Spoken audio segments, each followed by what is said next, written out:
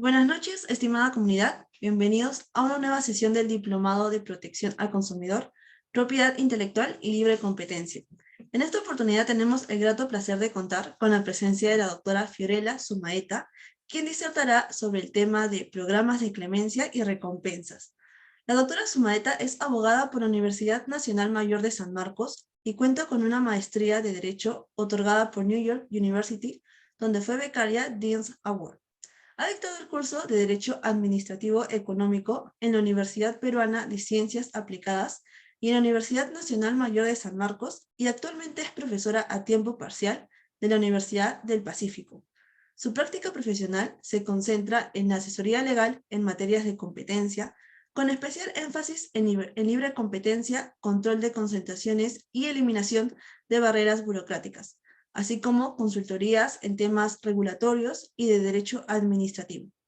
Se desempeña como socia de la firma Miranda y Amado Abogados y también ha publicado artículos y ha sido ponente en diversos foros académicos en temas de derecho administrativo. Estimada doctora, le cedemos el uso de la palabra. Muchas gracias. Bueno, chicos, buenas noches. Muchas gracias a Guiloyer por la invitación. Siempre es grato poder colaborar con ustedes y a todos por su participación un martes a vísperas de feriado en la noche. Así que voy a tratar de hacer esta presentación lo más dinámica posible. Eh, Entiendo que ustedes han cubierto diversos temas en materia de protección al consumidor, ¿no? Competencia, en especial libre competencia, y este es uno de los hot topics en materia de libre competencia, ¿no? Los programas de clemencia y recompensa, ¿no? Y en el caso de programas de clemencia, es una figura que ha nacido con nuestra norma desde hace bastante tiempo, pero como vamos a ver con unas estadísticas que les muestro más adelante, ha cobrado mucha mayor relevancia, ¿no? Con modificaciones normativas que se dieron especialmente en el año 2015, buscando hacer mucho más atractiva esta figura, ¿no? Estos dos instrumentos, ¿no? Tanto el programa de clemencia como el programa de recompensas, buscan ayudar al Indecopi en la temprana detección de cárteles, ¿no? Y como sabemos, los cárteles son los acuerdos horizontales entre competidores. Quiero ahí detenerme un poquito en esta pequeña introducción, ¿no? Para poder conocer el funcionamiento de estas herramientas y sus beneficios, primero tenemos que saber cuál es su objetivo, ¿no? En libre competencia, ¿no? La normativa se encuentra recogida en nuestro TUO de la Ley de Represión de Conductas Anticompetitivas. La ley es del 2008, ¿no? El decreto legislativo 1034, y el TUO ha sido aprobado en el año 2019, ¿no? Que ha recogido diversos cambios como les decía, como del año 2015 en materia de clemencia, ¿no? O en el año 2017, entre otros, ¿no? En nuestra norma, nosotros tenemos dos tipos de prohibiciones: las prohibiciones absolutas y las prohibiciones relativas.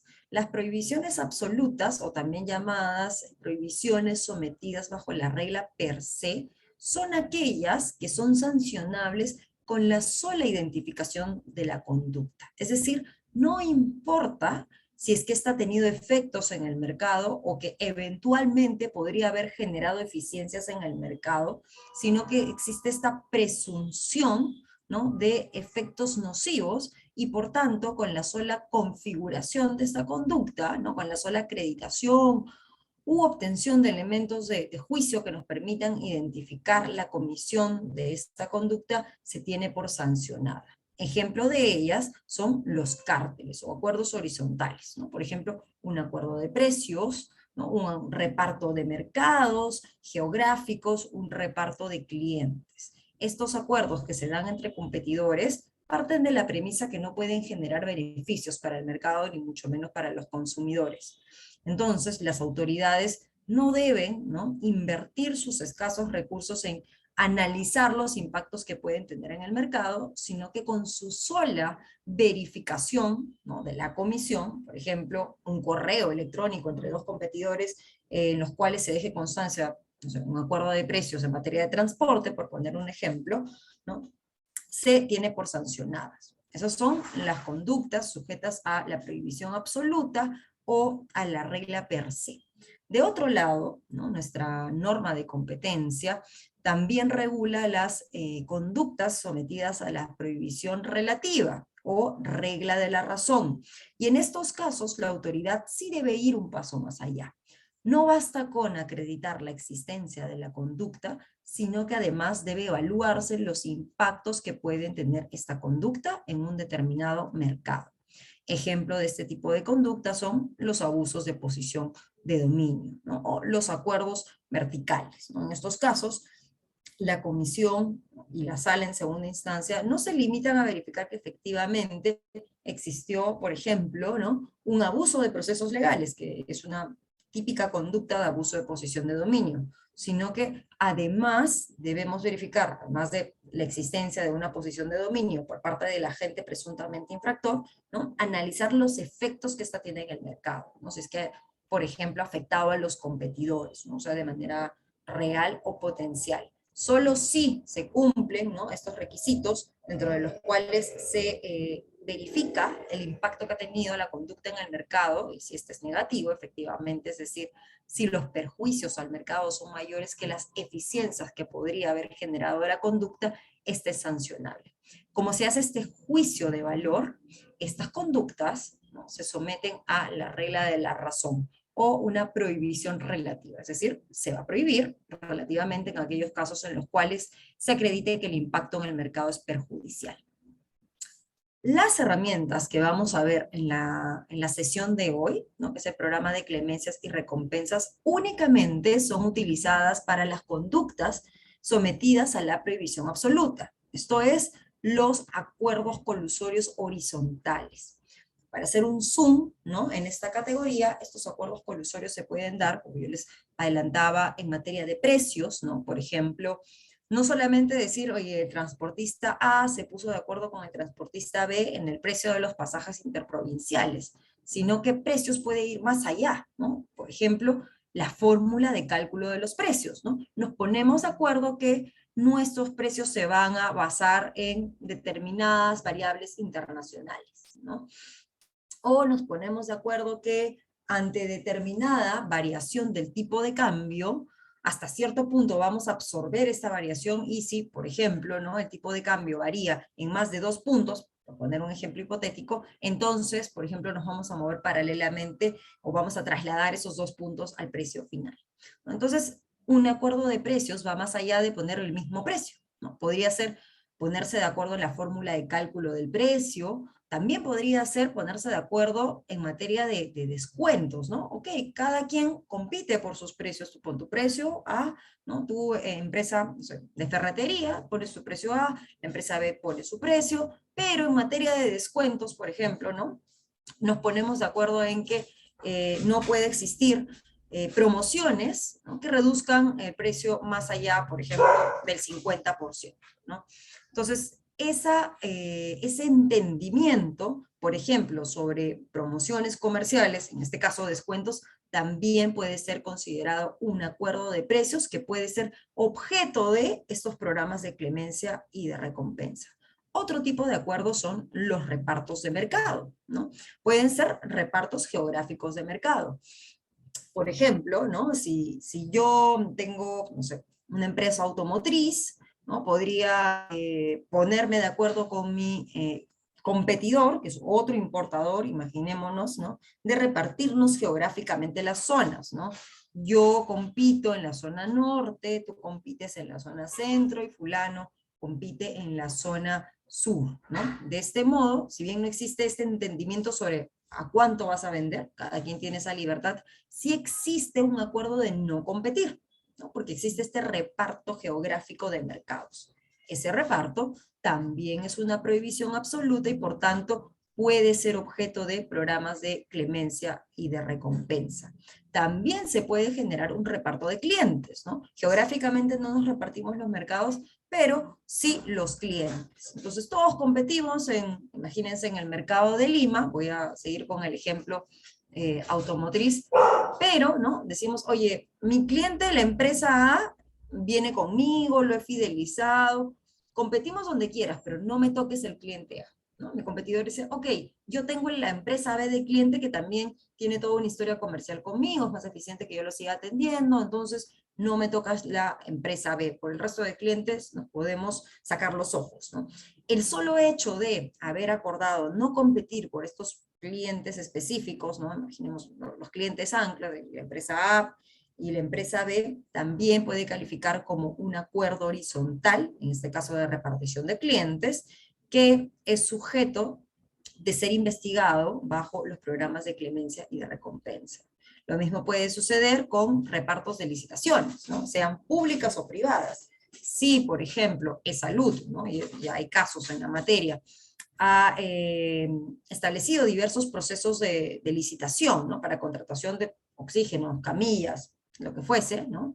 Y los competidores, ¿no? Se van repartiendo no sé, las licitaciones del norte son las tuyas, las del centro son las mías, las del sur son las del otro competidor. Y hacemos un sistema de quórum, ¿no? Donde el que se repartió la zona siempre va a presentar una oferta menor y los otros van acompañando para generar esta concurrencia en el proceso de licitación, pero que evidentemente es una concurrencia que solamente busca generar la apariencia de competencia, pero que en realidad no existe una real rivalidad, ¿no? Porque ya existe un acuerdo anterior. En ese caso, ¿no?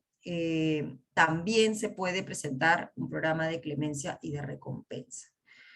¿En qué consisten? ¿Ya? Y ahora voy a darles un pantallazo general, porque después vamos a ir a los detalles de cada uno de estos programas.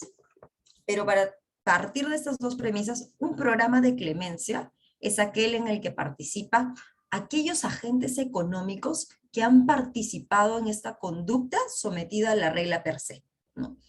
En el ejemplo del acuerdo de precios, la empresa A, que se ha puesto de acuerdo con la empresa B, podría ser un aspirante al programa de clemencia. Es decir, reconoce, ¿no? Su participación en la conducta. Tiene que haber haber sido activo en la conducta que se está investigando. Entonces, en ese caso, se puede aspirar a un programa de clemencia. Si Fiorella Sumaeta, ¿no? Ha tomado conocimiento, ¿no? Por A o B, que la empresa A, ¿no? Se ha puesto de acuerdo con la empresa B, pero Fiorella Sumaeta no ha participado en esa conducta, entonces Fiorella Sumaeta no es una candidata a un programa de clemencia, porque no ha tenido una participación activa en la conducta. Fiorella Sumaeta será candidata al programa de recompensas. El programa de recompensas está dirigido a aquellas personas o agentes económicos que no han participado en la conducta, pero que conocen de su existencia, ¿no?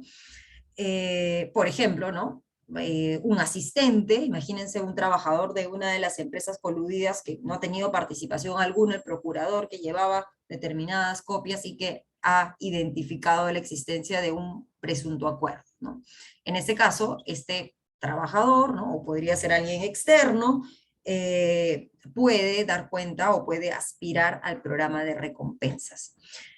Existe una excepción, ¿no? De acuerdo a los lineamientos en materia de recompensas, y lo vamos a ver más adelante, para que ciertos partícipes de la conducta también puedan aplicar a un programa de recompensas. Pero estos partícipes deben haber tenido una participación bastante periférica, es decir, no determinante en la conducta, porque de lo contrario tendría que aspirar al programa de clemencia. Pero ahora vamos a ver con detalles. Estas conductas, ¿no? Estos programas ya vienen siendo, como yo les decía, incorporadas en nuestra normativa desde hace mucho tiempo, ¿no? Desde las leyes anteriores, ¿no? Desde por lo menos el nacimiento de la 1034, ya se encontraba contemplado el programa de clemencia, que es este que les decía, por el cual aspiran los participantes en una determinada conducta sometida a la regla per se, a la prohibición absoluta. Sin embargo, ¿no? Antes, por lo menos hasta el año 2015, no existían muchos incentivos para participar, no existían exoneraciones de multas totales, ¿no? Y al final del día, ¿no? Lo que hacían las empresas eran hacer una medición de costo-beneficio, ¿no? Un análisis de la probabilidad de detección versus los beneficios que recibirían, ¿no? Y qué tan fácil es que la autoridad pueda identificar la existencia de esta conducta versus con cuánto yo me beneficiaría si es que declaro que yo he participado en esta conducta, ¿no? Y esto, y lo vamos a ver más adelante en la evolución de las solicitudes, hacía que en sus inicios esta figura, el programa de clemencia, no sea tan utilizado. Sin embargo, a partir del año 2015 se hizo ciertas modificaciones en la normativa para hacer mucho más atractivo este programa, ¿no? Ofreciendo, por ejemplo, exoneraciones del 100% al primer aspirante al programa de clemencia. Ahora vamos a ver cuáles son los tipos de clemencia, las condiciones y los beneficios, pero lo cierto es que por lo menos, vamos a ver ahí una curva de crecimiento, desde el año 2015 ha existido mucha mayor actividad en solicitudes a programas de clemencia, ¿no?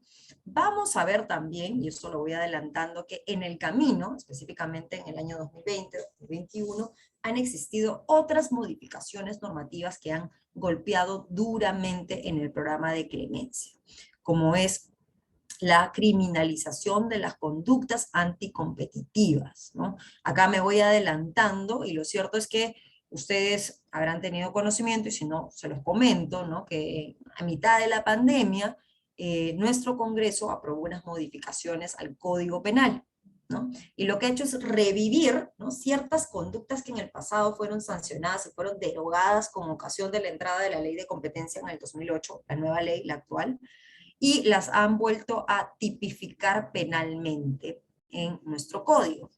¿Esto qué significa? ¿No? Que aquellos participantes en una conducta anticompetitiva también podrían ser sujetos de un proceso penal, en la medida que ahora ya no se enfrentan solamente riesgos económicos, sino riesgos que comprometen la libertad de las personas. Esta criminalización de las conductas anticompetitivas evidentemente han generado un retroceso, ¿no?, en el avance que venían teniendo, por lo menos el programa de clemencia. Estas son algunas noticias, ¿no?, donde se ve la popularidad que iba alcanzando el programa de clemencia, ¿no?, sobre todo a partir de esta modificación normativa que les comento. Ahora bien, ¿no?, la norma, el decreto legislativo 1034, no nació con un programa de recompensas. El programa de recompensas ha sido incorporado posteriormente, ¿no?, a través de una modificación normativa. Y este programa de recompensas también ha sido estudiado en legislación comparada, ¿no? Existen otros países que también han incorporado este tipo de figuras para seguir, ¿no?, incrementando la probabilidad de detección de este tipo de conductas, ¿no? Si bien ya el programa de clemencia ayudaba a poder facilitar la detección de cárteles, ¿no?, porque los participantes tenían el incentivo de no ser sancionados y por tanto podían acercarse, vamos a llamarle de oficio, ¿no?, voluntariamente a la autoridad. Lo cierto es que no siempre son los partícipes de la conducta los que conocen de la existencia de esta infracción, sino que podrían existir terceros que tienen esta información. Entonces, claro, lo que se decía es, ¿cómo hacemos, cómo incentivamos a que estos terceros que conocen de esta información puedan trasladarla a la autoridad, de manera que se puedan identificar, investigar y eventualmente sancionar estos cárteles? Y para eso se creó el programa de recompensas.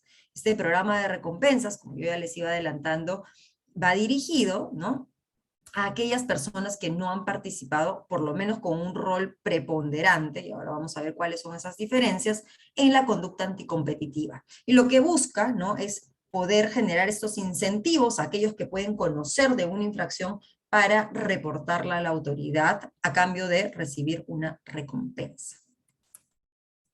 Como yo ya les adelantaba, esto no es una novedad, ¿no? Esto no es que Indecopi ha creado la pólvora, sino que tiene mucha trascendencia internacional, ¿no? En esta lámina y en la siguiente lámina yo les muestro algunas experiencias a nivel comparado, tanto del programa de clemencia como el programa de recompensas. Evidentemente existen mucho más experiencias, ¿no? Por temas de tamaño, solamente he seleccionado algunas, ¿no?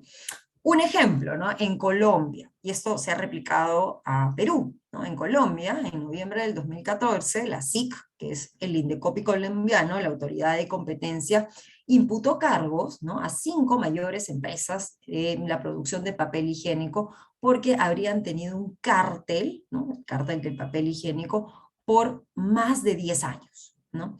En ese caso, el inicio de la investigación se dio como consecuencia de una solicitud de acogimiento al programa de clemencia, ¿no? En este caso, Kimberly Clark, Kimberly Familia y la otra empresa, CIP, se acogieron al programa de clemencia. Ojo que no solamente el programa está restringido a un participante del cártel, sino que, como vamos a ver más adelante, existen una suerte de marcadores, ¿no? Para poder habilitar que todos aquellos que han podido participar del cártel tengan incentivos para colaborar con la autoridad presentando información valiosa. Claro está, ¿no? Que la oportunidad del acercamiento a la autoridad va a delimitar los alcances del beneficio.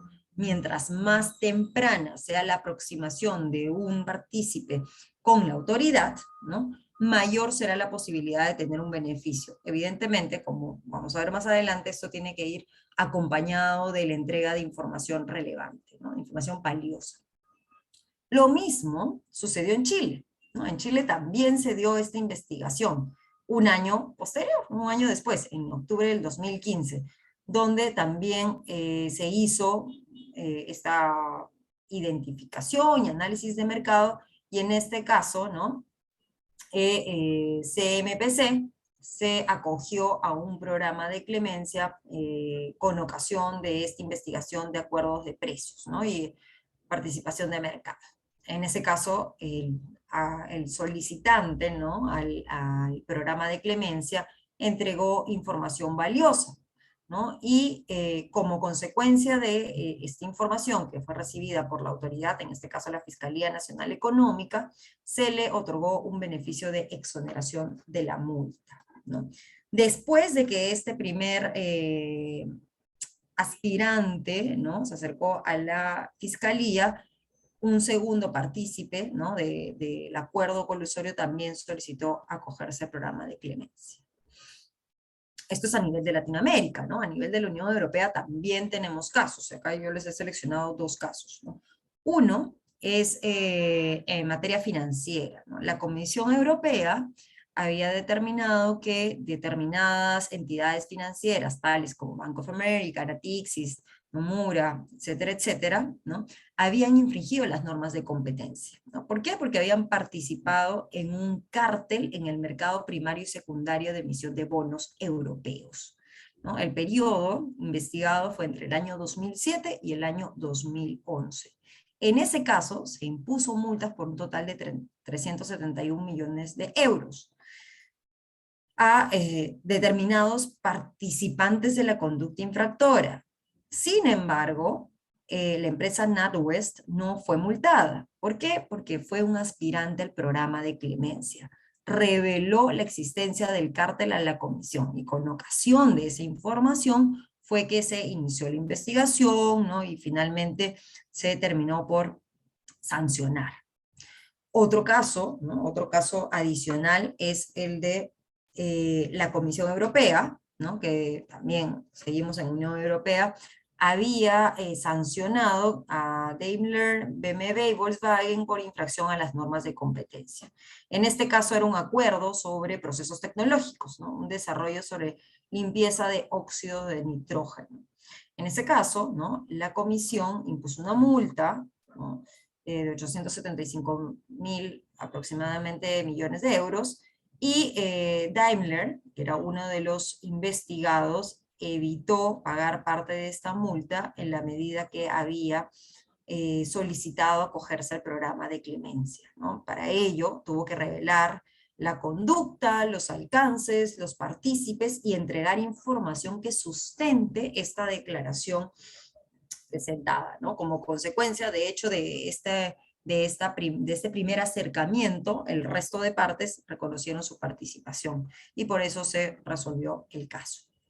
Esta figura, y acá hago un paréntesis, aun cuando no es materia de esta sesión, también es posible en nuestro país, ¿no? Porque en el Perú no solamente un infractor, ¿no?, puede acogerse a un programa de clemencia, sino que si es que no se acogió a un programa de clemencia y se le notifica con la imputación de cargos, ¿no? Este imputado, este investigado, tiene la posibilidad de acogerse a un compromiso de cese, ¿no? Este compromiso de cese va acompañado con los descargos. De hecho, se tiene un poquito más de plazo, porque los descargos son 30 días hábiles, y para acogerse al programa de cese, al compromiso de cese, se tiene 45 días hábiles, ¿no? Y de esta manera un investigado podría decir, ok, reconozco la conducta que se está investigando y me comprometo a cesarla, ¿no?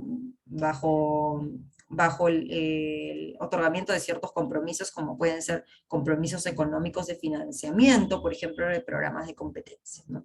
Ese paréntesis solamente para que ustedes tengan en la mente que también es posible bajo nuestra legislación que si es que a algún partícipe se le pasó el tren del programa de clemencia, puede acogerse a un compromiso de cese. No necesariamente la otra alternativa es litigar, ¿no? Salvo que, ¿no?, algún partícipe considere que tenga las pruebas para poder cuestionar la investigación que ha iniciado la autoridad de competencia.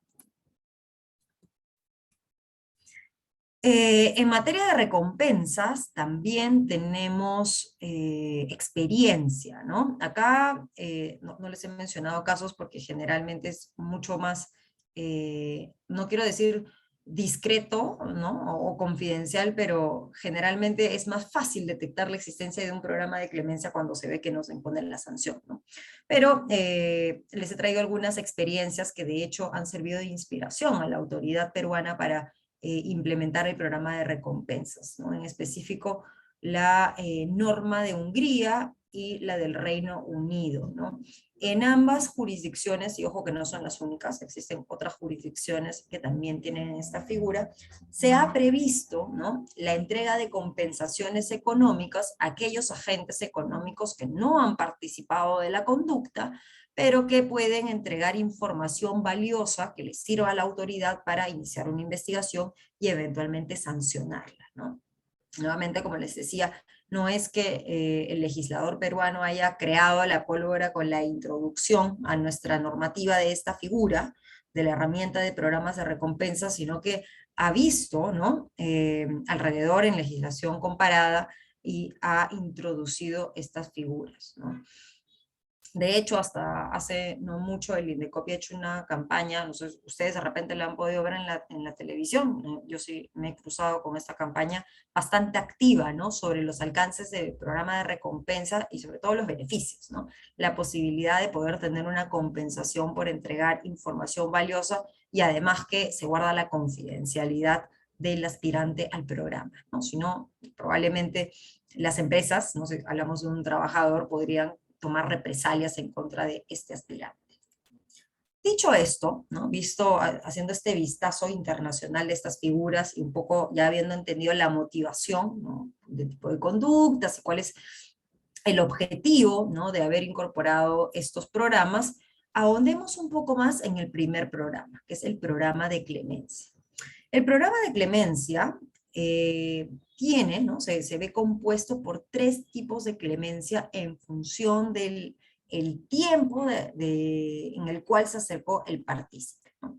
La clemencia tipo A, la clemencia tipo B y la clemencia tipo C, ¿no?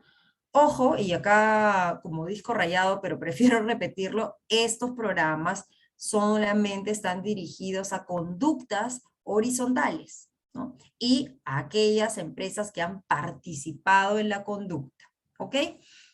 La clemencia tipo A se da cuando un partícipe se acerca a la dirección, ¿no?, antes Secretaría Técnica, cuando la dirección no ha iniciado investigaciones, ¿no? La dirección no tenía idea de la existencia de este cártel y este aspirante a clemencia A le dice, mira, te traigo esta información valiosa, ¿no? Si la información, imagínense, no sé, correos electrónicos o demás, ¿no?, puede efectivamente motivar, ¿no? O por lo menos sustentar el inicio de una investigación, y además pues viene acompañada de una selección, ¿no? De aquellos partícipes que le ayude a la dirección poder recabar mayor información probatoria.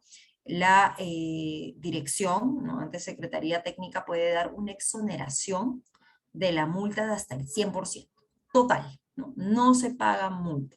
Además, ¿no? Si es que el aspirante a la clemencia, en este caso de tipo A, renuncia a su confidencialidad, es decir, ok, no me importa que guardes mi confidencialidad, los otros competidores podrán enterarse que fui yo quien alerté, ¿no? A la autoridad de la existencia de este cártel, podrían no imponerse medidas correctivas de restitución, como un pago, ¿no? Entonces, la clemencia tipo A es la más beneficiosa, pero como ven, se da en ciertos casos. ¿Cuáles son las condiciones? Ya, repasémoslas rápidamente. En primer lugar, que eso ya se los comentaba, ser el primero en presentar la solicitud. Esto incluso antes de que la propia dirección cuente con los indicios, ¿no? Es decir, cuando la comisión todavía, o la Secretaría Técnica o dirección todavía no fue a hacer, por ejemplo, las inspecciones, ¿no? Donde recoge correos electrónicos.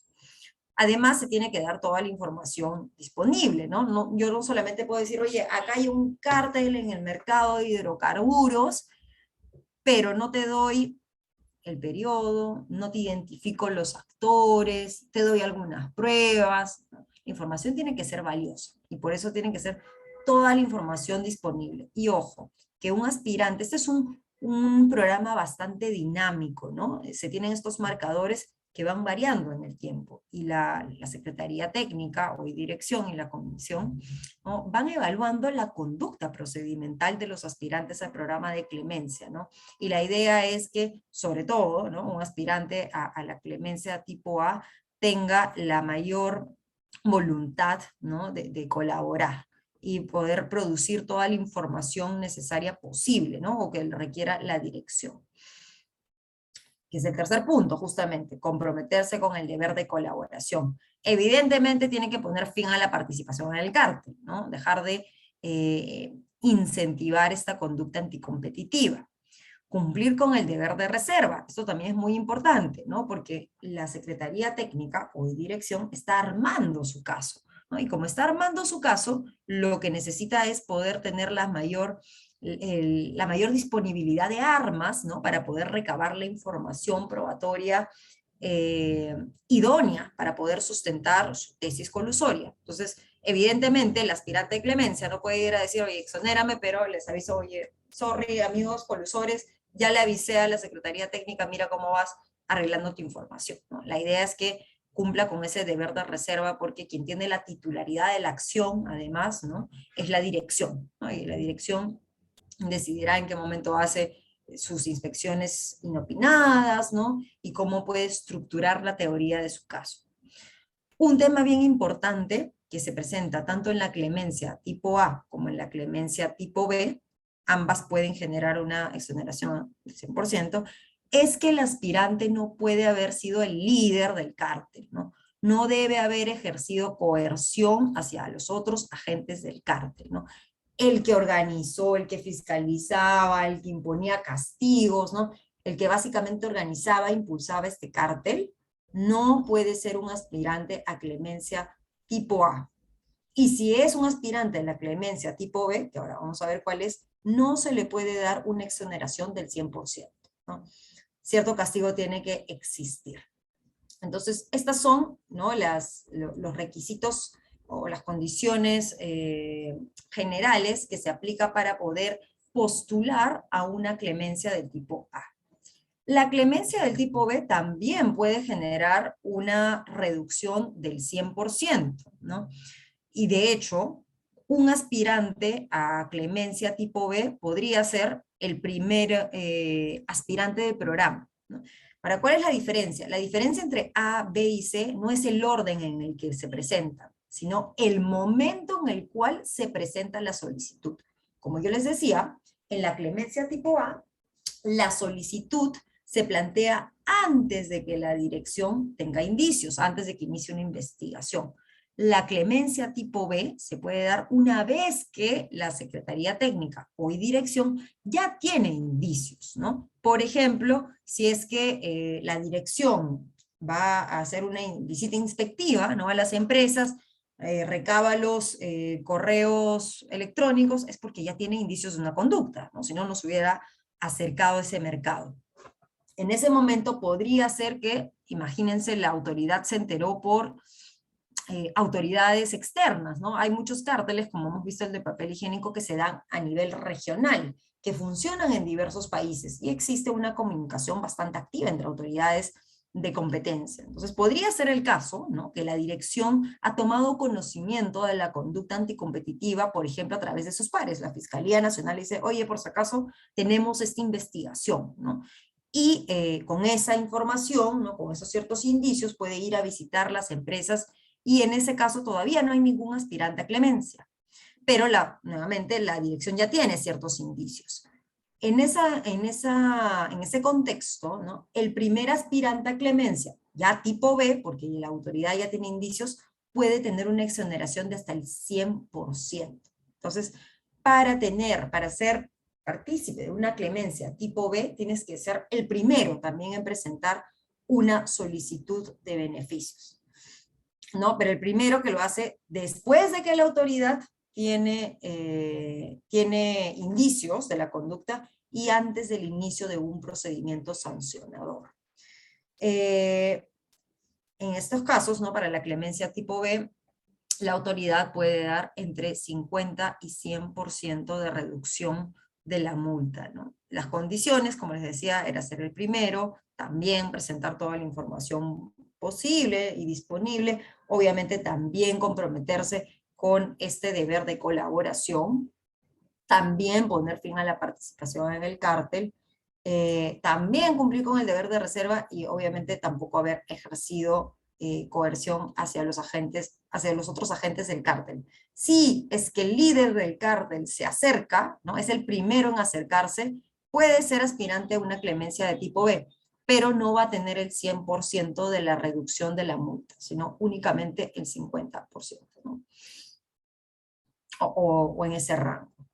La clemencia tipo C, ¿no?, que es el tercer tipo, se da cuando ya existe una solicitud, ¿no? Recordemos nuevamente que esto se da en los tiempos de la investigación y el procedimiento. Entonces, si yo me acerco a la autoridad a decir, oye, quiero aspirar, quiero acceder al programa de clemencia, voy a calificar como una clemencia tipo C si es que yo soy, por ejemplo, el segundo, ¿no? Si yo soy el segundo, o el tercero, o el cuarto aspirante al programa de clemencia, una vez que ya inició las investigaciones la Secretaría Técnica, ¿no?, o dirección. O también podría ser que yo me he acercado a la autoridad una vez que se admitió a trámite la denuncia, es decir, cuando ya se inició formalmente el procedimiento administrativo sancionador. Porque, ¿no?, y esto es importante tenerlo en cuenta, es posible aspirar a un programa de clemencia incluso cuando la autoridad ya tuvo los indicios suficientes para imputar cargos. Evidentemente, la valla probatoria es mucho más alta, ¿no?, porque lo que tendría que aportar este aspirante a la clemencia tipo C es información con la que no cuenta la autoridad, ¿no?, información relevante sobre esta conducta. Y acá hago un paréntesis, ¿no? La información que se tiene que dar es sobre la conducta investigada. Me explico, ¿no? Imagínense que yo soy una empresa, ¿no?, un retail, ¿no?, que fuese que participa en diferentes líneas de negocio: detergentes, azúcar, leche, arroz, ¿no?, por ponerles un ejemplo. Y la autoridad está investigando un cártel en el mercado de azúcar entre el año 2007 y 2015. Por poner un ejemplo, ¿no? Si yo quiero aspirar al programa de clemencia, puedo decirle a la autoridad, oye, yo tengo información, ¿no?, que demuestra que este cártel en verdad se extendió hasta el año 2017. Podría hacerlo, ¿no? Podría mostrarle también que, oye, tengo información que acredita que este cártel ha sido una conducta continuada, ¿no? Tengo una seguidilla de correos de diferentes años, ¿no? Que acredita que no han sido episodios que podrían caerse con prescripción, sino que en realidad ha sido una conducta permanente, continuada en el mercado, ¿no? Lo que no podría hacer es decirle, oye, tengo información sobre un cártel en el mercado de leche, donde también participo. La información que se tiene que dar en el marco de un programa de clemencia tiene que ser de la materia investigada por la autoridad. Si se está investigando un cártel en el mercado de azúcar, yo no le puedo dar información sobre un cártel del mercado de leche. En ese caso, tendré que iniciar una clemencia para una nueva investigación, ¿no? La idea es que la información sea valiosa respecto de la investigación que viene realizando. Si estamos hablando de la clemencia tipo B y tipo C, ¿no? Donde la autoridad ya tiene indicios sobre la información, sobre la conducta que viene analizando la autoridad. Evidentemente, esto no quiere decir que no se pueda entregar material probatorio que acredite que la conducta se extendió más años, ¿no? O incluyó a mayores actores. Seguimos hablando de la misma conducta, ¿no? Si es que la teoría inicial de la Secretaría Técnica, ¿no? De la dirección, vemos que ya se inició el procedimiento sancionador, ¿no? Y yo veo que han imputado a la empresa A, B y C, pero yo sé que la empresa H, J, K también ha participado. Entonces, podría, ¿no? Si yo aspiro al programa de clemencia, presentar información sobre la participación de la empresa HJK, ¿no? De estas tres empresas, diciendo, oye, la conducta que tú estás investigando, cártel en el mercado de azúcar, en realidad tiene mayor alcance, ¿no? También involucra a estos partícipes, ¿no? Ese es un ejemplo de una clemencia tipo C, ¿no? En este caso. Entonces, la exoneración o la reducción de sanción, en el caso de la clemencia tipo C, tiene como tope máximo el 50%. Ahora, no todos los aspirantes a la clemencia tipo C van a recibir una exoneración del 50%. Existen diferentes rangos. Y voy a saltar a el cuadrito que ustedes ven al final de la diapositiva, ¿no? En la esquina inferior derecha, con los rangos de reducción. El primer aspirante a la clemencia tipo C, que podría ser el segundo aspirante a la clemencia, porque recordemos que el primer aspirante a la clemencia puede ser uno de tipo A o uno de tipo B, ¿no? Este primer beneficiario puede tener una reducción de la multa de 30 a 50%. ¿Cómo se define el rango? Pues dependerá del valor de la información que entregue. Ese es un análisis que hace la dirección. El segundo beneficiario puede tener una reducción entre el 20 y 30%. ¿No? Nuevamente, el rango específico o el porcentaje específico de reducción dependerá del valor de la información que entregue. Y los siguientes, ¿no? El tercero y siguientes beneficiarios podrán tener una reducción de hasta el 20% de la multa. Las condiciones, nuevamente, tienen que proporcionar información adicional a la que ya se presentó, y esta tiene que otorgar un valor agregado significativo, que era lo que conversábamos hasta hace un momento, y también cumplir con el deber de colaboración, poner fin a la participación en el cártel y cumplir con el deber de reserva, ¿no? Esto sobre los tipos de clemencia. Ahora vayamos un poquito, hagamos un zoom sobre estas principales condiciones, ¿no? Que son transversales a los tres tipos de clemencia. El valor agregado significativo. Este es un concepto que se desarrolla, de hecho, en los lineamientos del programa de clemencia, ¿no? Porque, paréntesis, estas figuras, estas herramientas que estamos estudiando hoy, que son el programa de clemencia y de recompensa, no solamente se encuentran reguladas en la ley de competencia, sino que también han sido desarrolladas cada una de ellas en sus propios lineamientos y guías, ¿no? Entonces, el concepto de lo que se entiende por el valor agregado significativo se encuentra desarrollada en la guía de programa de clemencia, ¿no? Entonces, ¿qué es lo que se entiende por un valor agregado significativo? Aportar elementos de juicio, ¿no? No solamente percepciones. Yo no puedo decir, oye, yo creo que la empresa Z también participó, sino que tengo que entregar información, ¿no? Elementos de juicio que me permitan acreditar esto. Y acá voy a al segundo punto. No solamente basta la declaración, sino la documentación de soporte. Ahora, acá quiero hacer un punto, ¿no? Porque muchas veces, ¿no?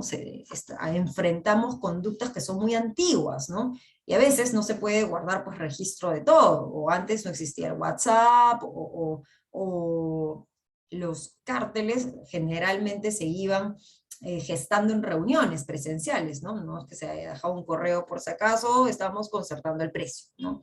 Entonces, la autoridad y la normativa es consciente de la dificultad probatoria, ¿no? Que puede enfrentar un aspirante a clemencia. Entonces, cuando hablamos de pruebas, tenemos dos tipos de pruebas, ¿no? Las pruebas directas y los sucedáneos de prueba. Las pruebas directas pueden ser un correo electrónico, ¿no? Por ejemplo, pero una prueba directa también puede ser un testimonio. Los testimonios de los aspirantes a clemencia cuya identidad se mantiene en confidencialidad también pueden ser utilizados como un valor agregado, pueden ser considerados que aportan un valor agregado significativo, ¿no? Evidentemente, ¿no? Mientras más soporte documental acompaña a este testimonio, mayor será la valoración y por tanto mayor será el beneficio que pueda otorgar la autoridad, ¿no? No es lo mismo que yo simplemente declare, me concerté con la empresa Z, sin dar mayor información, a que yo diga, me concerté con la empresa Z en las reuniones del año 2005, 2006 y 2007 en estos restaurantes. Y guardo, ¿no? Y guardo las boletas de venta de cada una de estas, de pago, ¿no? De cada una de estas reuniones, imagínense, registrados en la contabilidad, ¿no? Como gastos de la empresa, ¿no? Y además, imagínense, tengo el calendario del Outlook, ¿no? Donde se evidencia que la empresa fulano, mengano y Z participaron efectivamente en estos almuerzos, ¿no? El valor probatorio es distinto, ¿no? Entonces es importante, ¿no? Que esta información que se presenta en el marco del programa de clemencia también cuente con esta documentación de soporte, ¿no? Y nuevamente, con documentación de soporte no solamente me refiero a pruebas directas, como podría ser el correo diciendo nos concertamos, sino sucedáneos de prueba, ¿no? Como podría ser el pago del restaurante, el calendario, ¿no? Donde no dice nada, pero ya vas teniendo una serie de indicios que ayudan a completar, ¿no? Esta teoría de la coordinación, ¿no? Tengo la declaración, tengo las boletas que se pagaron, ¿no? Las facturas de ese almuerzo que acreditan que realmente se realizó por el monto, claramente no asistió una persona, sino más. Tengo además las citas en Outlook, ¿no? Que demuestran que en este día y en esta hora estuve con la empresa tal y tal competidoras. Entonces, esos sucedáneos de prueba, esos indicios, ayudan a poder construir también una teoría de la colusión. Entonces, conocedores, ¿no? de la evolución de esta conducta y que muchas veces las empresas pueden ocultar este tipo de conductas, es que se permite presentar estos sucedáneos, ¿no? Y en función a la información que se va presentando, pruebas directas, pruebas indirectas o sucedáneos de pruebas, ¿no? La dirección hace una valoración de estas pruebas y en función a eso puede calificar, ¿no? El tipo de clemencia que se va a otorgar, ¿no? O si se admite o no se admite esta postulación, por así llamarlo, al programa, ¿no? Dependerá de su valor. Lo que les mencionaba, ¿no? En la lámina anterior es que no debe existir coerción para tener una exoneración absoluta, es decir, una reducción del 100% de la multa que podría imponerse. ¿Qué entendemos por coerción? Aquel agente económico que ha infringido violencia o amenaza, sea de manera física o económica, para la participación en el cártel, ¿no? Un típico ejemplo, ¿no? De, por ejemplo, una violencia o una amenaza de tipo económico es un corte de suministro, ¿no? Esto puede suceder, por ejemplo, en las figuras del hub and spoke, ¿no? Un hub and spoke se presenta cuando se tiene un acuerdo colusorio, ¿no? Entre determinados competidores, pero estos competidores no se comunican directamente, sino que lo hacen a través de un hub, ¿no? Por eso es el nombre. Los competidores que se concertan, ¿no? Que se coluden, son los spokes, y el facilitador de esta conducta es el hub. que ayuda a comunicarlos. Este hub lo que hace es, por ejemplo, intercambiar información relevante entre los competidores. En este ejemplo que les estoy poniendo es aguas abajo, ¿no? Un proveedor, imaginemos, que ayuda a que se concerten determinados comercializadores y además ayuda a fiscalizar la conducta, ¿no? Por ejemplo, como puede tener una relación vertical, le ayuda a ver si es que todos están colocando, digamos, el mismo precio, ¿no?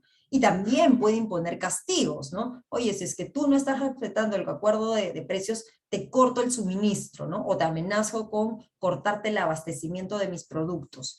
Esa amenaza económica, por ejemplo, ¿no? Que podría ser un hub a uno de los spokes aguas abajo, podría ser considerado como una violencia o amenaza, es decir, una coerción que podría hacer descalificar, ¿no? a este facilitador de participar de una exoneración del 100%. Eso no quiere decir que no pueda aspirar al programa de clemencia, sino que se tendrá una reducción en menor medida de la multa, ¿no? Si es que existe esta coerción, y ojo que una figura de hub and spoke no solamente se da con el proveedor aguas arriba, sino también se puede dar con un cliente aguas abajo, que por ejemplo ayuda a alinear a diferentes proveedores, ¿no? Eso también puede suceder. Si es que existiese esta coerción, se rechaza la solicitud de la exoneración del 100%, ¿no? Si se admite, ¿no? Que efectivamente hay información valiosa y que puede calificar a un programa de clemencia, se puede dar una reducción de multa, pero no la exoneración.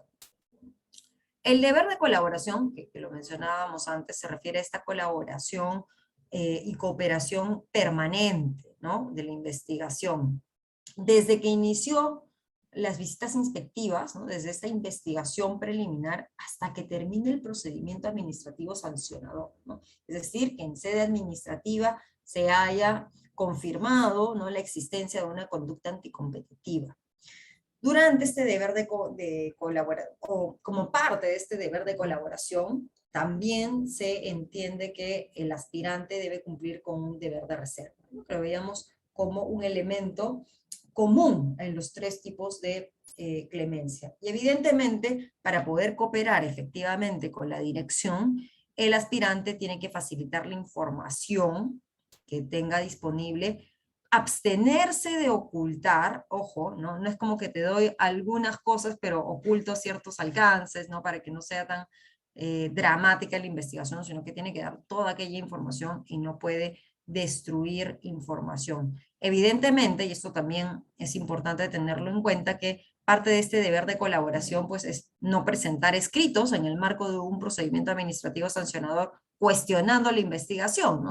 No puede ser que yo me acojo al programa de clemencia y luego esté discutiendo, oye, en verdad dura menos la conducta, ¿no? Parte de este programa es que, o de las condiciones de participar en este programa, es tener esta colaboración o cooperación activa. Si es que no se está de acuerdo con los términos, pues se tendrá que optar por otra opción, que es la del litigio, ¿no? Y en ese caso se perderá, ¿no?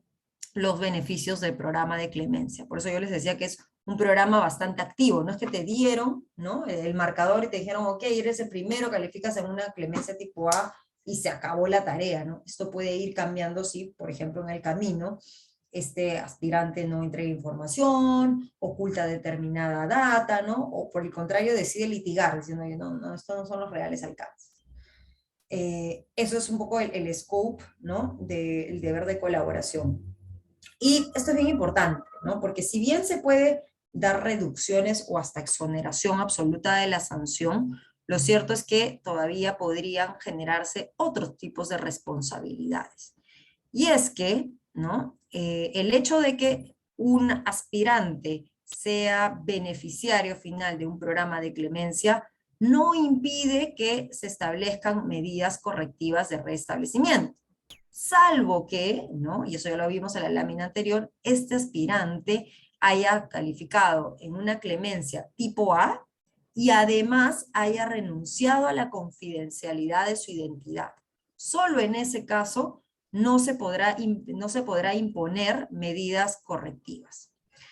Además, no se limita a la responsabilidad civil, y esto es aplicable para todos los tipos de clemencia, A, B y C. ¿Esto qué quiere decir? ¿No? Imaginemos que estamos en un cártel en el mercado automotriz, ¿no?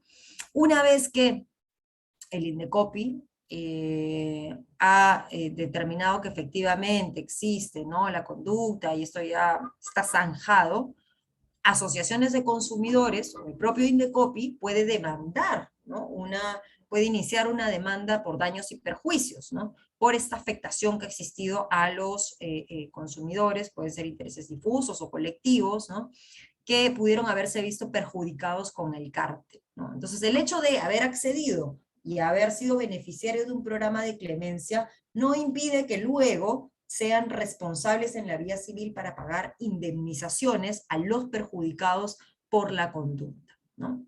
Eso no está limitado por el programa de clemencia. Y acá le pongo algunos asteriscos porque tampoco impide la responsabilidad penal. Como yo ya les comentaba, al inicio de la sesión, ¿no? Hace un tiempo, a mediados del año 2020, si mal no recuerdo, se criminalizó ciertas conductas, ¿no? Entonces, en la medida que formalmente los bienes jurídicos protegidos son distintos en ambas vías, en la vía administrativa, el proceso competitivo, ¿no?, en la vía penal, la afectación, ¿no?, económica, están dentro de ese apartado del Código Penal. Lo cierto es que podría iniciarse acciones penales, ¿no?, contra aquellos, tenemos compañía, contra aquellos partícipes que han aspirado al programa de clemencia, ¿no? Y esa es una de las grandes críticas, ¿no? Una de las grandes críticas es que específicamente la criminalización de las conductas ha generado un desincentivo a participar a los programas de clemencia, ¿no? Porque si yo sé que me acerco, ¿no?, a la autoridad, y la autoridad puede no sancionarme económicamente, pero sé que la fiscalía puede iniciar un proceso penal donde las penas son mucho más gravosas, como la limitación a la libertad, y obviamente el riesgo reputacional es mucho mayor, no muchas empresas van a seguir viéndose atraídas por este programa, ¿no? Entonces, lamentablemente, el acceder a un programa de clemencia no impide que el fiscal, ¿no?, y finalmente un juez penal pueda imponer algún tipo de sanción o responsabilidad penal, ¿no? Esta parte vamos a pasarla bastante rápida, ¿no?, para poder ya entrar al programa de recompensa, pero esto es más o menos un esquema, ¿no?, de el procedimiento o la tramitación de solicitudes de programas de clemencia. El aspirante presenta una solicitud, ¿no?, de 5 días hábiles, ¿no?, la autoridad para poder admitir la solicitud y otorgar el marcador. El marcador es decirle, oye, eres el primero, eres el segundo, el tercero, etcétera, etcétera. Se da cierto plazo, ¿no?, en este caso de 5 días, para subsanar la solicitud de ser el caso, ¿no? Y una vez que se da esta admisión de solicitud, se inicia ya esta reunión de coordinación con la dirección, ¿no? Esto es una suerte de un proceso de negociación, ¿no? Y una vez que se han tenido estas reuniones de coordinación, ya se inicia la producción probatoria, es decir, aquellos elementos de juicio que van a ser presentados a la autoridad. Se tiene este plazo, ¿no?, los 30 días, se puede prorrogar. Una vez que se presenta la información, evidentemente se le da un plazo a la autoridad, en este caso la dirección, para poder analizarla, ¿no? Y habiéndola analizado puede desarrollar ciertas diligencias, ¿no?, complementarias, por ejemplo, hacer otras visitas inspectivas, ¿no?, solicitar, y ahora que también ya lo hace el INDECOPI, por ejemplo, a un juez especializado en levantamiento del secreto de las telecomunicaciones, por ejemplo, para poder acceder a los teléfonos de ciertos actores que podrían haber participado en el cártel, ¿no? Imagínense los gerentes generales de las otras empresas, ¿no? Si es que el aspirante de clemencia ha dicho, oye, me he comunicado por WhatsApp con todas estas empresas, ¿no?, o tengo llamadas, etcétera, etcétera. Una vez que se lleva a cabo estas diligencias complementarias, la autoridad, en este caso la dirección, presenta sus conclusiones, ¿no? Oye, esto es válido, esta información me sirve, es útil, no es útil, etcétera, y en función de eso ya se da la suscripción del compromiso, ¿no? Y este beneficio es condicional, ojo, porque como yo les decía, es un procedimiento bastante dinámico, va a depender mucho de cómo va a mantener el deber de colaboración este aspirante a lo largo del procedimiento. En el marco del procedimiento administrativo sancionador que se vaya a iniciar con ocasión de la información que ha recabado la autoridad, se tendrá que tener un escrupuloso cumplimiento del compromiso, ¿no? De exoneración o de reducción de la sanción. Todo esto que acabamos de ver, ¿no? Este deber de colaboración, de reserva, etcétera, etcétera. Y habiendo concluido esto, ya se da el otorgamiento definitivo del beneficio, ¿no? Esto habiendo analizado la conducta procedimental de colaboración del aspirante al programa de clemencia. ¿Cuál ha sido la evolución de las solicitudes? ¿No? Como yo les decía, esta figura existe desde hace muchos años, ¿no? Desde incluso la normativa anterior, pero lo cierto es que no se presentaban solicitudes. De hecho, nuestra actual ley de represión de conductas anticompetitivas se emitió en el año 2008, ¿no? Y como ven, entre el año, y ya comprendí esta figura, ¿no?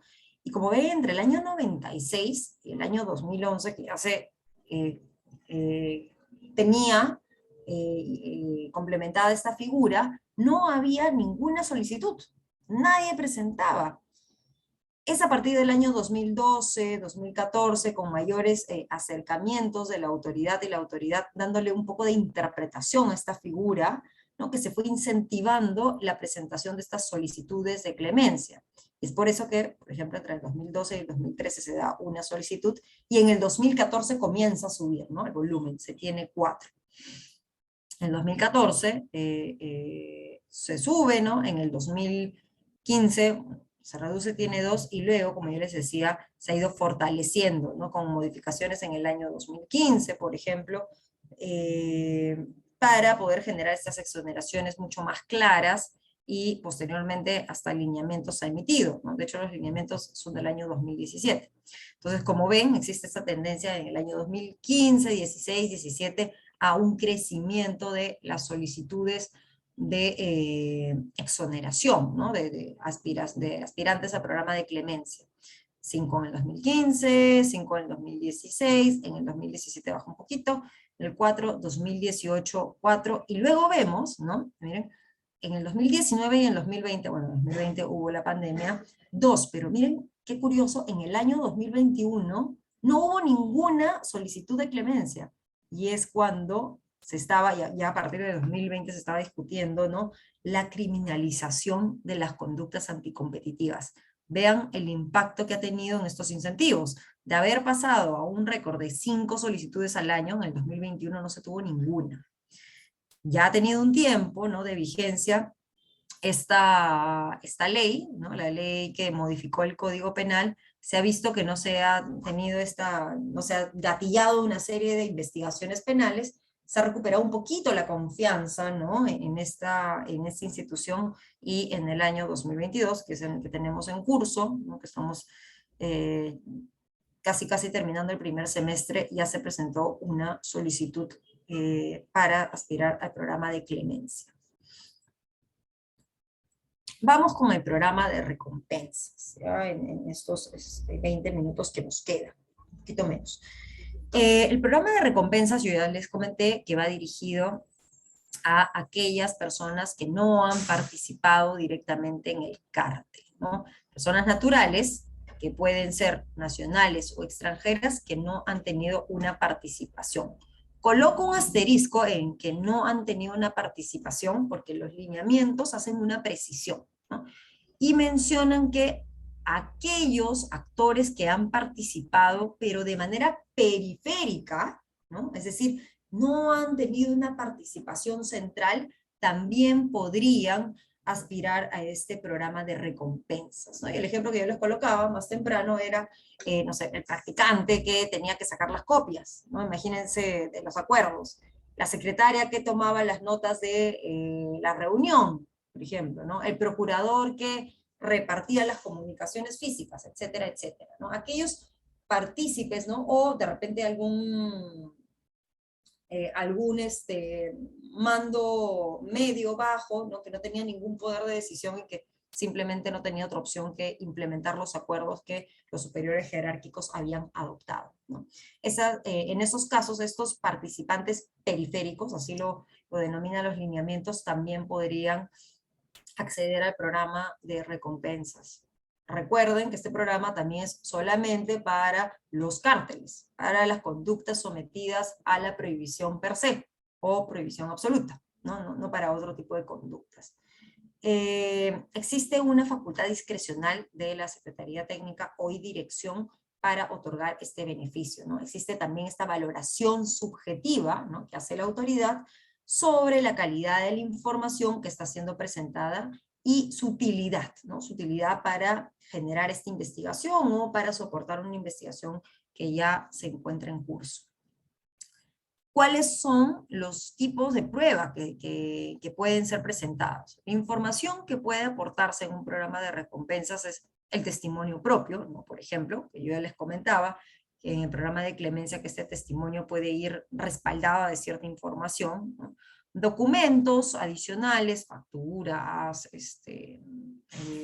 fotografías o lo que fuese, ¿no? Archivos, registros o cualquier otro material adicional, y esto es bien importante, que no es de público conocimiento. Porque si es de público conocimiento, no tiene este valor adicional de información esencial a la cual la dirección no podría haber accedido si no es por el programa de recompensas, ¿no? Entonces, tiene que ser información confidencial, ¿no? Un ejemplo, ¿no? Imagínense que yo sé que existe un cártel, ¿no? Soy secretaria de una empresa constructora, ¿no? Y sé que hay un cártel en licitaciones, y como parte de la documentación que presento los valores, ¿no?, de las ofertas económicas que aparecen publicados en SEACE. Esa información es de público acceso, ¿no? No podría calificar como información valiosa para poder acceder al programa de recompensas, ¿no? La dirección, ante Secretaría Técnica, hace un análisis de esta información, ¿no? Y evalúa, obviamente, la credibilidad. ¿Por qué? Porque lo que está en juego son incentivos también perversos, ¿no? Existe un premio, existe una recompensa, una compensación económica. Entonces, cualquier tercero, que además no tiene que declarar información propia, podría ir con cualquier tipo de elemento para decir, oye, sí, acá ha habido una conducta a efectos de poder recibir esta recompensa. Entonces el estándar es más alto, ¿no? El estándar es, digamos, mucho más escrupuloso que el que puede hablarse, ¿no?, a niveles prácticos del programa de clemencia, porque en el programa de clemencia, pues en buena cuenta, quien se va a acercar va a tener que reconocer su responsabilidad y puede estar sujeto a otros tipos de responsabilidades como la civil o la penal, como hemos conversado. En cambio, en el programa de recompensas no hay contras, ¿no? Si yo no he sido participante ni siquiera periférico, ¿no?, sino que soy un tercero que he tomado conocimiento, soy la mesera del restaurante donde veo que siempre se reúne este cártel, ¿no?, y he escuchado y he grabado lo que fuese, lo cierto es que voy a necesitar mayores pruebas, ¿no? Es por eso que la dirección tiene que analizar esta credibilidad de la solicitud, ¿no? No tiene nada que perder finalmente el aspirante al programa de recompensa. La especificidad, ¿no? No solamente, si no, es un chisme, ¿no? Oye, me he enterado que la empresa A con la empresa B se han concertado, ¿no? Tiene que tener cierta especificidad. Ya, pero ¿en qué producto? ¿En qué periodo? Hay otras empresas, ¿no? Esa granularidad de la información es importante porque es lo que le permite a la Secretaría Técnica o Dirección poder llevar a cabo una investigación exitosa, ¿no? La oportunidad, imagínense que yo vengo a decirle a la Secretaría Técnica o Dirección, hace 15 años se dio un cártel que duró 3 años. Esa conducta ya prescribió, no puede ser perseguida. Entonces, por su oportunidad no podría generar un beneficio del programa de recompensas, ¿no? Entonces también importa la antigüedad, ¿no?, de la información y de la conducta que se está reportando, la gravedad, ¿no?, si es que es una conducta mínima, ¿no?, o es otro tipo de conductas. Imagínense que no es un acuerdo horizontal, sometido a la prohibición absoluta, no genera, no gatilla el acceso al programa de recompensas, y obviamente el alcance y el impacto de las conductas anticompetitivas reveladas. No es lo mismo decir que conozco del cártel de 2 bodeguitas de mi barrio, ¿no? A decir, conozco el cártel de 2 supermercados que participan a nivel nacional, ¿no? En un caso, existirá, ¿no? Los incentivos correctos para que la autoridad destine sus recursos en la investigación, en el caso de los supermercados. En el caso de las bodeguitas, pues, no tiene un mayor alcance, ¿no? ¿Cómo se...? Y un tema importante antes de que me olvide, en materia de personas, nosotros los abogados no podemos ser partícipes de un programa de recompensas, ¿no? Si es que yo tengo a mi cliente, ¿no? Y bajo el secreto del privilegio abogado-cliente, mi cliente me cuenta hoy día, Fiorella, me he dado cuenta, he visto correos, he hecho una auditoría interna y me he dado cuenta que nos hemos puesto de acuerdo con la competencia, ¿no? Yo no puedo utilizar esa información privilegiada a la cual he accedido como un asesor legal, ¿no? O un asesor económico, el que fuese, para acercarme, ¿no? Como un consultor a la autoridad y decir, mira, me acabo de enterar que me ha contado esto, dame una recompensa, ¿no? Aquellas personas que accedemos por el secreto profesional a determinada información sobre la comisión de conductas no pueden calificar al programa de recompensas. ¿Cómo se da el pago de la recompensa? ¿No? Existe un monto base y existe un monto variable, ¿no? Existe toda una metodología y no es idea de esta sesión hacer los cálculos matemáticos, pero sí les quiero comentar los factores que inciden en el cálculo de la compensación que se daría. El monto base, ¿no? Tiene como un tope máximo 200.000 soles, ¿no? Estos 200.000 soles pueden incrementarse con el monto variable, pero ahora vamos al monto variable. El monto base, que va a depender de la valoración, ¿no? Por eso decíamos que haga la dirección sobre la información que ha sido entregada, puede pagarse en diferentes armadas, ¿no? ¿Cuál es la forma de pago? Hasta el 10% de este monto con la suscripción del compromiso, ¿no? Y obviamente la suscripción del compromiso se da una vez que se ha analizado la solicitud y la idoneidad del material probatorio presentado. Luego, ¿no? Hasta el 30% se puede dar con la notificación de la resolución de inicio del PAS, es decir, con la notificación de la imputación de cargos. Y el resto del monto base, ¿no? Aprobado se puede dar en un plazo máximo de 60 días desde que se ha acreditado el pago efectivo de las multas. ¿Cuándo se pagan las multas? Cuando la sanción ha quedado firme en sede administrativa, ¿no? Que, ojo, si es que la comisión, imagínense, coloca, por ponerles un ejemplo, una multa de 1.000 UITs al competidor A y 1.000 UITs al competidor B. Estos competidores, en primera instancia, ¿no? Si estos competidores apelan, esta apelación se da con efectos suspensivos. Eso quiere decir que en ese momento el Indecopi todavía no puede ejecutar la multa. Si la sala confirma, imagínense, dicen, oye, sí, pero voy a reducir a 500 y 700, ¿no? Una vez que ha confirmado esta multa, ya puede ser susceptible de cobro, ¿no? No importa que se haya o que se interponga, ¿no? Un contencioso administrativo, ¿no? Para poder suspender el cobro de esta multa, tendrían que pasar dos cosas. O, en primer lugar, obtenerse una medida cautelar que suspende el cobro de la multa, poco probable, o, que es lo que generalmente sucede, ¿no? El agente económico sancionado presente su ACA, ¿no? Su demanda contenciosa administrativa, y que ésta vaya acompañada con una carta fianza que garantice el pago de la multa. Pero mientras tanto, todavía no se dará el pago efectivo de las multas, ¿no? O podría suceder que simplemente no decida litigar el infractor y diga, oye, ok, voy a pagar. El resto se da a los 60 días de haberse acreditado el pago efectivo. El monto variable es una adición al monto base, ¿no? Y es de carácter extraordinario. Esto quiere decir que no siempre se otorga un monto variable. Y tiene un tope ascendente al 5% de lo efectivamente pagado por los infractores, ¿no? Por eso les hacía esta mención de cuándo se paga, cómo se paga, etcétera, etcétera. El límite máximo de este monto variable es 200.000 soles. Entonces, ¿no? En el mejor de los escenarios para un aspirante a un programa de recompensas podría recibir hasta 400.000 soles si presenta estos indicios idóneos de la existencia de una conducta anticompetitiva. 200.000 serán como monto base y otros 200.000 como máximo, como un monto variable. ¿Cuándo se da este monto variable? Cuando existe una colaboración bastante activa, efectiva, ¿no?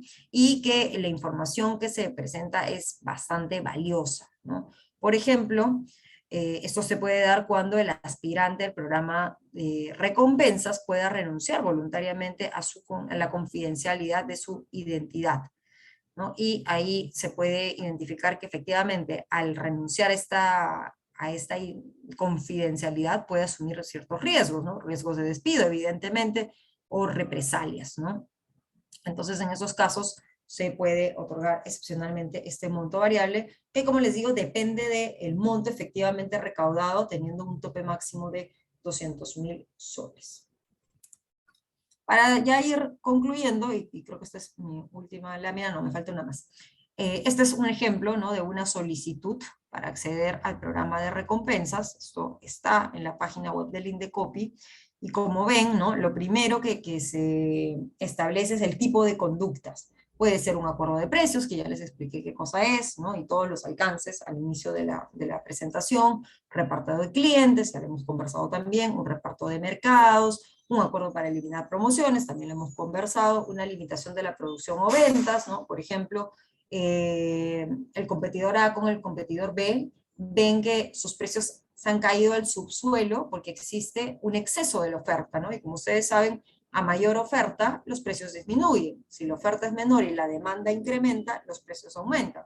Un ejemplo, las mascarillas al inicio de la pandemia, ¿no? Cuando las mascarillas fueron obligatorias al inicio de la pandemia, había muy poquitas, había escasez, los precios aumentaron, ¿no? Entonces, lo que sucede en algunos casos es que existen concertaciones para limitar el número de unidades que se ponen en el mercado.